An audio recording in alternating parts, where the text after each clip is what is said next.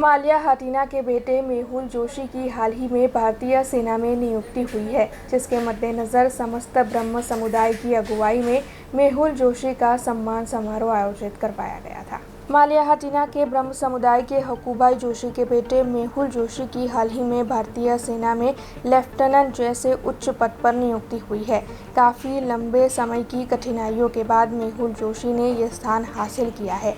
ऐसे में समस्त ब्रह्म समाज जूनागढ़ की अगुवाई में माल्या हटीना पर army lieutenant colonel Mehul Joshi का सम्मान समारोह आयोजित करवाया गया था, जिस दौरान ब्रह्म समुदाय के अलावा अन्य कई संस्थाएं भी मौजूद रही थी। आ सन्मान समारोहનું આયોજન કર્યું, પરંતુ આ સન્માન સમારંભ આ મારું સન્માન નથી, આ આખી ઇન્ડિયન આર્મીનું સન્માન છે।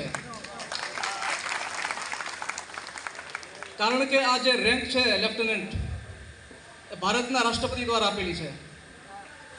જ્યારે અમને રેન્ક લગાડવામાં આવે ત્યારે ભારતના રાષ્ટ્રપતિએ પોતાના હસ્તલિખિત લેટર, એનું કમિશન લેટર હોય, એમાં એની સાઇન હોય, એ અમને આપવામાં આવે અને એમાં જે અમને જવાબદારીઓ સોંપવામાં આવે રાષ્ટ્રપતિ દ્વારા, ડાયરેક્ટ રાષ્ટ્રપતિ દ્વારા અમને જવાબદારીઓ સોંપવામાં આવે।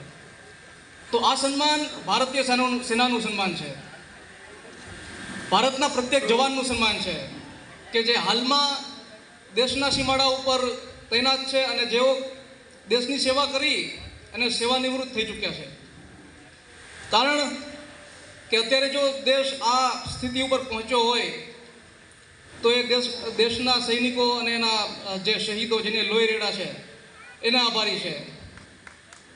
मरकर भी दिल से ना निकलेगी वतन की उल्फत, मेरी मिट्टी से भी खुशबुए वतन आएगी। આ વાક્ય સરદાર ભગતસિંહ એણે કીધેલું હતું કે મૈરા પછી પણ મારી માટી, મારી ધૂળ પડી હશે, એમાંથી પણ વતનની ખુશ્બુ આવશે।